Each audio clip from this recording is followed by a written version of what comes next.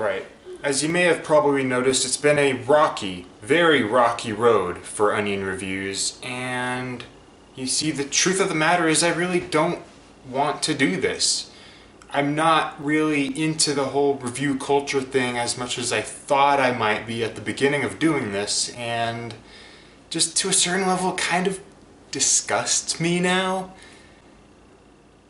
So I guess the reason I'm making this video is to make one thing clear. If I'm going to keep doing this, it's not going to be for anyone but me. Because there's actually one thing, one major thing that drew me into doing this kind of thing, and that was kind of how comfy it felt. The idea of having all these pinpointed times in your life that you can look back on through video. I mean, yeah, music review is kind of oddly specific, but it really does illustrate me at this point in my life. And that's something I'm going to like to come back to and look at. So I guess I could make all of these private, but at the same time, I don't really give an F, so... But again, there's bound to be people out there who like watching these, so I'm just gonna keep posting them and making them public, so... Onion Reviews is back? Again? This seems like kind of a stupid waste of a frickin' video if I don't do a frickin' review, so I'm gonna think of something. Oh, yeah. You don't want to know what just happened. I guess maybe, if this video is somewhat too important to the channel, I guess I should do something kind of popular. So how about that new Radiohead album?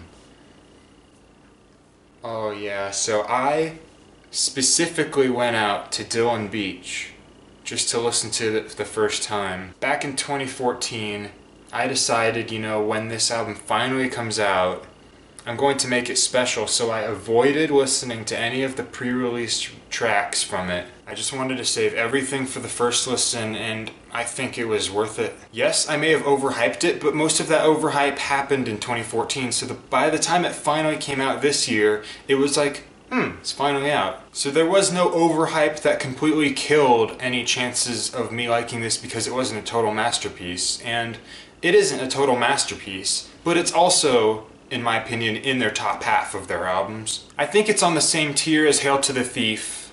I like Hail to the Thief, by the way. I'm not one of the people who disregards it. It kind of seems to me like the Rainy Day equivalent of In Rainbows.